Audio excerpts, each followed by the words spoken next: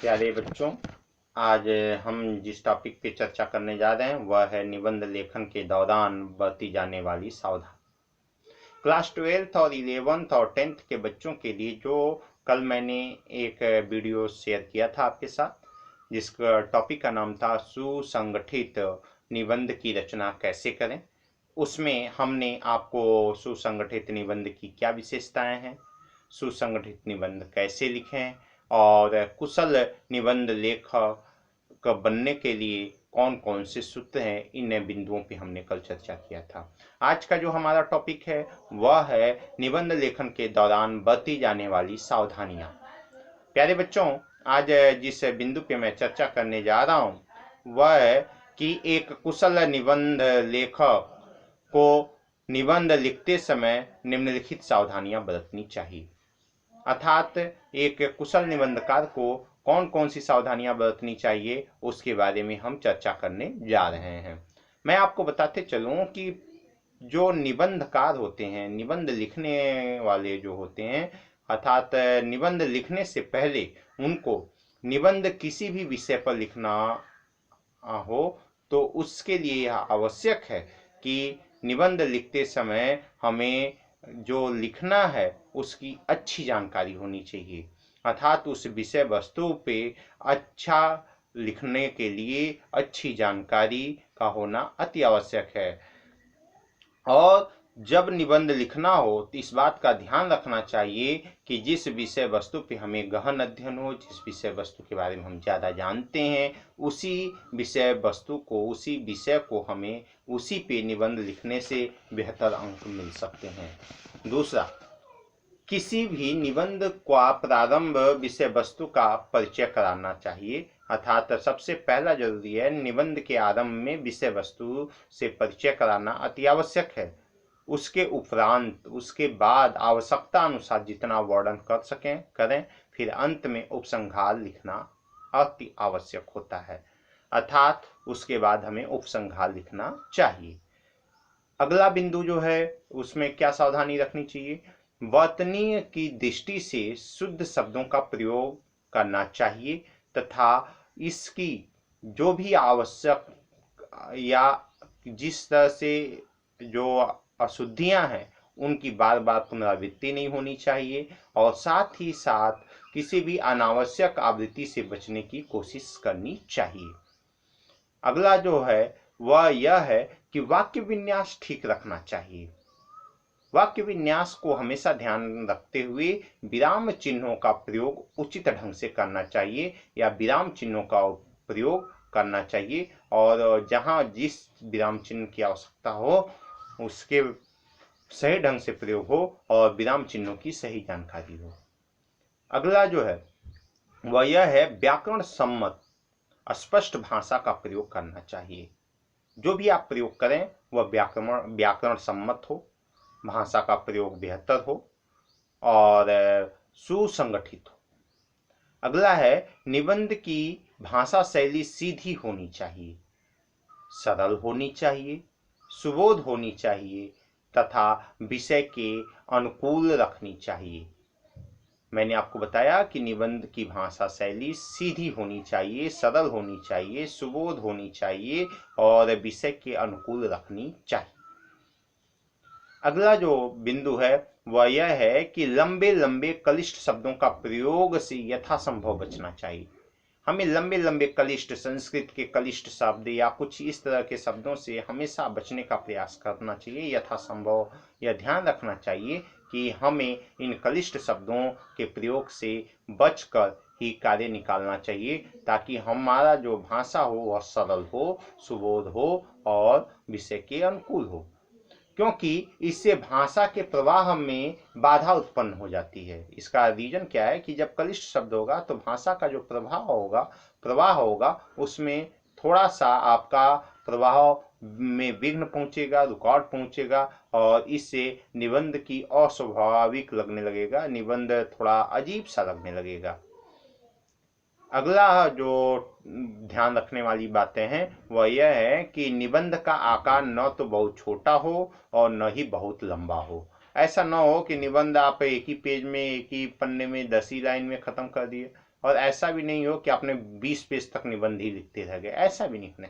शब्दों की सीमा में बांधिए उसको, जितना आपसे कहा जाए जितने शब्दों में उतना ही शब्दों में उसे लिखने की कोशिश करें। उससे ज़्यादा शब्दों में लिखने की कोई ज़रूरत नहीं है, और उससे कम में लिखने में भी बहुत सारी समस्याएं उत्पन्न हो सकती हैं, आपको अच्छे नंबर नहीं मिल सकते। इसलिए आपको यह ध्यान रखना चाहिए कि जितने शब्दों में पूछा जाए उतने ही शब्दों में उसका जवाब देना चाहिए। अगला जो बिंदु होगा वह यह है कि हमें सभी विचारों को पूर्णता से स्पष्ट करना, सभी विचारों को पूर्णता के साथ स्पष्ट रूप से व्यक्त करना चाहिए। बिना इसके स्पष्टता के हम अपने विचारों को पूर्णता नहीं दे सकते। अगर हमारा सभी विचारों पे पूर्णता नहीं है तो वह निबंध पूर्ण नहीं है। अगला जो हमारा टॉपिक है वह यह होगा कि उसमें और कौन सी सावधानियां बरतनी चाहिए। तो एक निश्चित सावधानी यह भी है कि मध्य भाग लिखते समय यह ध्यान अवश्य रखना चाहिए कि एक अनुच्छेद में एक ही भाव हो, एक अनुच्छेद में एक ही भाव हो, और इसके साथ साथ विभिन्न अनुच्छेदों को भी विचारों की भांति सही क्रम में प्रस्तुत करना अति आवश्यक है। अर्थात भाव एक होना चाहिए। एक अनुच्छेद का मतलब होता है कि एक पैराग्राफ का जो भाव है वह बेहतर होना चाहिए। जिस भाव में आप लिख रहे हैं उसी के अनुरूप सभी जो विचार हैं, अनुच्छेद हैं, उनको एक क्रम में प्रस्तुत करना अति आवश्यक है। अगला जो बिंदु है वह यह है कि विषय वस्तु का वास्तविक प्रसार मध्य भाग में ही करना चाहिए। जो विषय वस्तु है जिस पे आप लिख रहे हैं उसका जितना आप विस्तार करना है, जितना उसे बढ़ा के लिखना है, जितना उसके बारे में एक्सप्लेन करना है, वह सारे कार्य मध्य भाग में ही करना चाहिए, और प्रारंभ में और अंत में इससे बचना चाहिए।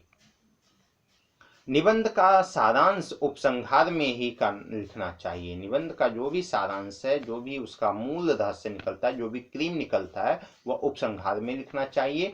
तथा इसमें इस बात का ध्यान अवश्य रखना चाहिए कि अंतिम वाक्य के साथ निबंध की पूर्णता का आभास जरूर हो। अर्थात अंतिम जो बात है या अंतिम जो आपकी चीजें हैं वह आपके अंतिम वाक्य के साथ निबंध की पूर्णता स्पष्ट झलकनी चाहिए। अगला सबसे जो महत्वपूर्ण चीज है वह है विचारों में क्रमबद्धता रखनी चाहिए। विचारों में निश्चित रूप से क्रमबद्धता होनी चाहिए। जैसे किसी महापुरुष पर निबंध को यदि उनकी मृत्यु से शुरू किया जाए तो इससे कभी भी अच्छा नहीं कहा जा सकता। जैसे मान लीजिए हम किसी के जीवनी को लिख रहे हैं और या जीवनी पे किसी महान व्यक्ति के जीवन के बारे में लिख रहे हैं, उन पे निबंध लिख रहे हैं, तो सबसे पहले हम दिखा दें कि फला व्यक्ति की मृत्यु इस समय हो गई है, तो ये गलत है। पहले उसकी मृत्यु को दर्शाना ये भी एक गलत है, अच्छा तरीका नहीं है। पहले उसका परिचय दीजिए, फिर उसका प्रारंभिक जीवन, फिर उसके कार्य के बारे में, फिर उसका योगदान इत्यादि का वर्णन करने के बाद यदि हम उसकी मृत्यु के बारे में बताएं तो हमारे विचारों में एक क्रमबद्धता स्पष्ट होती है। विचारों में क्रमबद्धता लेने के लिए वाक्यों का एक दूसरे से जुड़ाव होना अति आवश्यक होता है। इससे विषय वस्तु का वर्णन अधिक स्पष्ट हो जाता है। जैसा टॉपिक हो, जैसा प्रश्न किया गया हो आपसे, उसी के अनुरूप क्रमबद्धता को ध्यान में रखना चाहिए। जैसा कि मैंने एक उदाहरण दिया कि अगर किसी के जीवन के बारे में या जीवनी पर निबंध लिखना है तो सबसे पहले उसके प्रारंभिक चीज़ों को, उसके जीवन परिचय को, फिर उसके बाद उसका प्रारंभिक जीवन क्या है, फिर उसका योगदान क्या है, आदि चीज़ों के बारे में लिखते हुए हम उसके मृत्यु के बारे में जब बताएंगे तो यह एक क्रमबद्धता आ जाती है। उसी तरह से निबंध में को लिखते समय इस बात का ध्यान रखना चाहिए कि हमें सबसे पहला चीज क्या रखना है, फिर दूसरा चीज क्या रखना है, फिर उसका समाधान क्या है। इन सभी बातों को ध्यान में रखना चाहिए। अगला जो बिंदु हमारा बनेगा, अगली सावधानी क्या बरतनी चाहिए, क्रमबद्धता के साथ साथ विचारों में संबंधता का भी ध्यान रखना अति आवश्यक है। क्रमबद्धता तो हो पर विचारों की संबंधता के बिना निबंध निष्क्रिय है।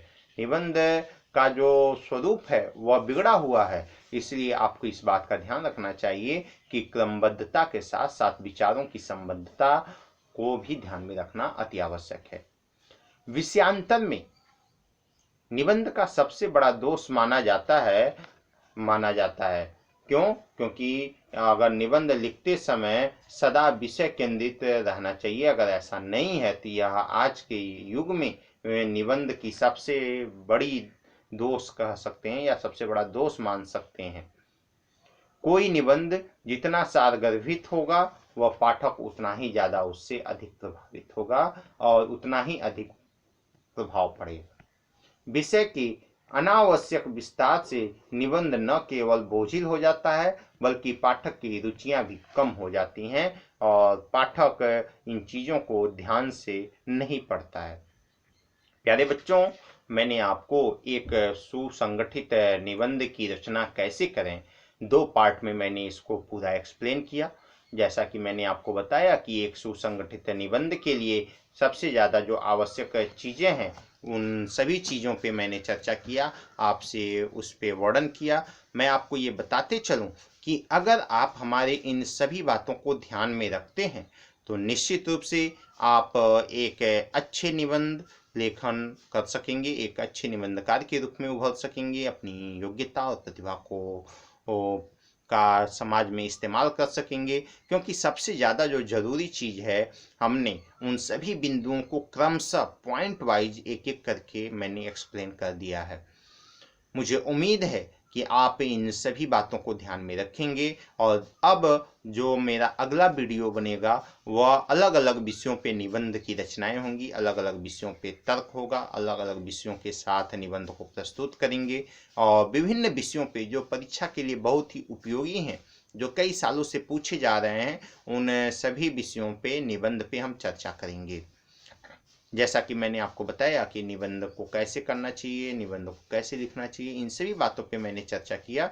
शायद मुझे लगता है कि आपको हमारा यह वीडियो बहुत पसंद आया होगा और आप अधिक से अधिक हमारी इस वीडियो को लाइक करें, कमेंट करें और ज़्यादा से ज़्यादा शेयर करें।